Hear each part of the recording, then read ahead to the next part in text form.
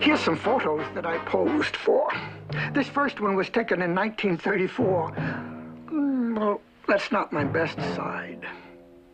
Here, in 1951, someone snapped my triple hump routine. In this one, oh, it was a good thing I kicked up a little spray, or I might have been unmasked. Here's a sighting I planned in 55 to give myself some scale. See, the castle's 50 feet, so I've got to be at least that.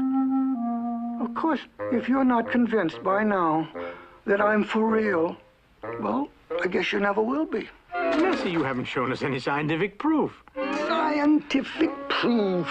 That's the very thing I'm trying to avoid, don't you see? Oh, no, there's old Hawkeye himself.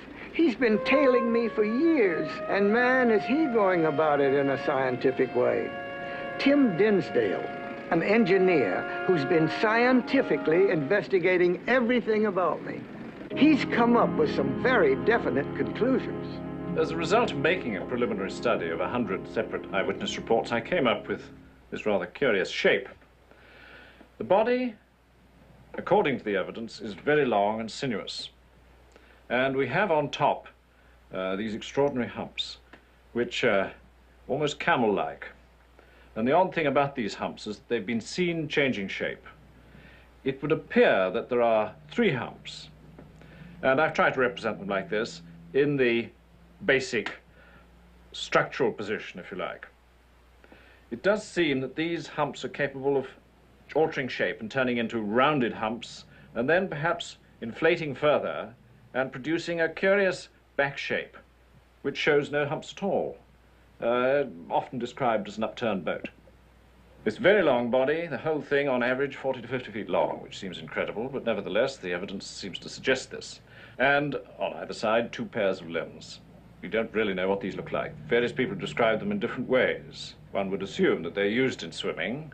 I would think, as an engineer, that the tail must be the primary method of propulsion.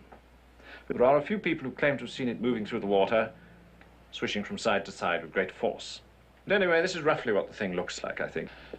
When I came to Loch Ness this year, I had one particular object in mind, and that was close-up surface photography. The construction here is a rig which is intended to produce photography under most circumstances.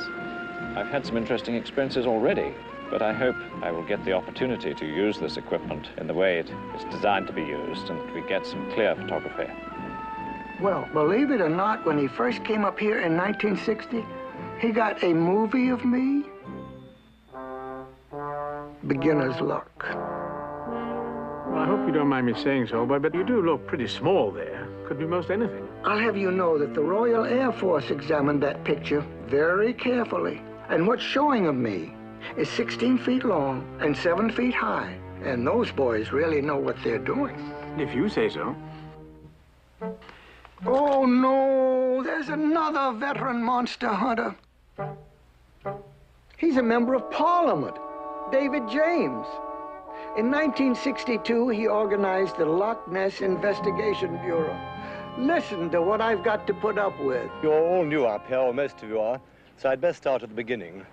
As you know, citing reports from members of the general public and locals over the last 100 years, and RAF evaluation of film over the last 10 years, and more recently Birmingham University's Sonar results all suggest that there's a large species of animal in this loch. Our object is to identify it by surface photography.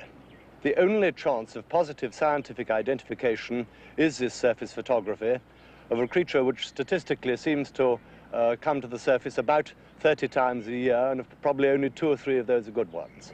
So we are, I'm afraid, looking for a needle in a haystack, and you will probably have to work very long hours indeed.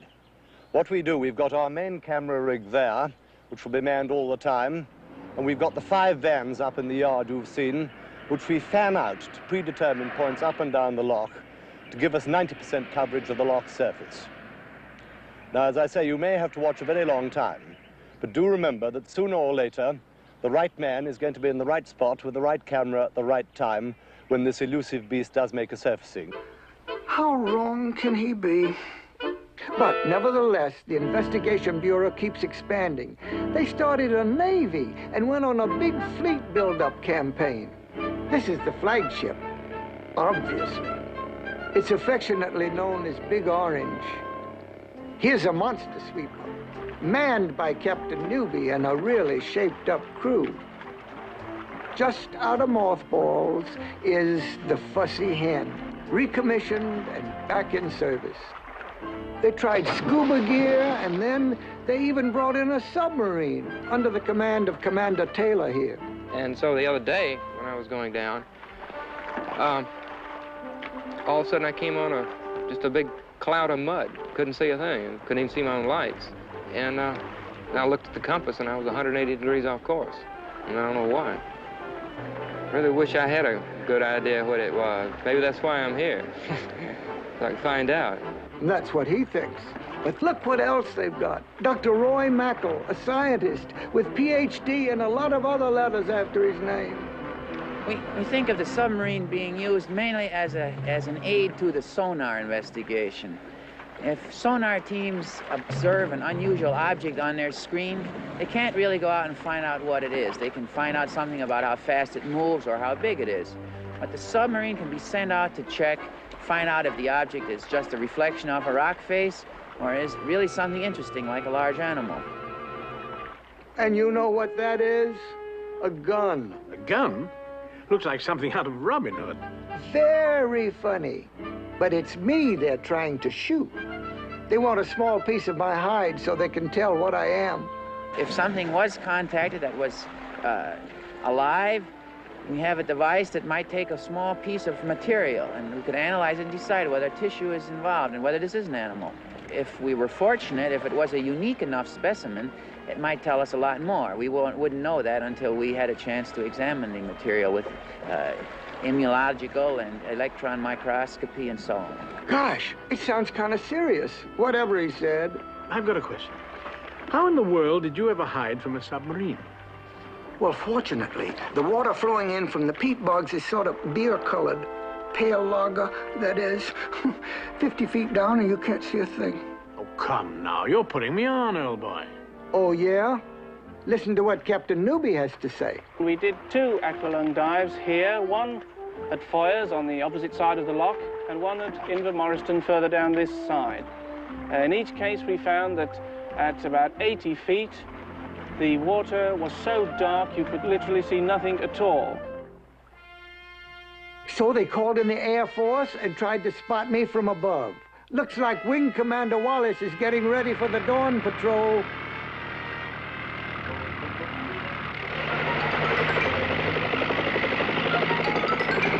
Thumbs up. Before he's through, it'll be thumbs down.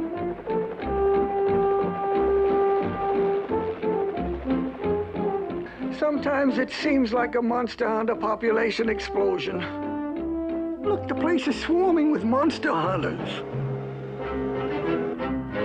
And there is one problem.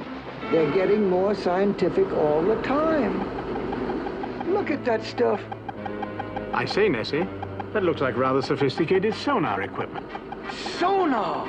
They've got a fix on me. This could be the beginning of the end. This is serious. They're getting some readings I don't like. Look at all those crazy blips. This doesn't look like much, but to an expert, it could be me. Oh, it is me. That's all. Forget it. Goodbye. Nessie? Nessie? It's all right, Nessie. They've gone. You can get on with your story. Well, that's all there is. You've had it. That's the whole story. What story? A few fuzzy pictures, a handful of witnesses, and the sonar chart? What does that prove? Well, it proves just enough and not too much. Listen, my friend, I've got to keep the mystery going. After all, my whole future's at stake. But it's not just me. It's those kids, those little school kids. And I'm not about to let them down. You see, I'm the guy that turned on their imaginations.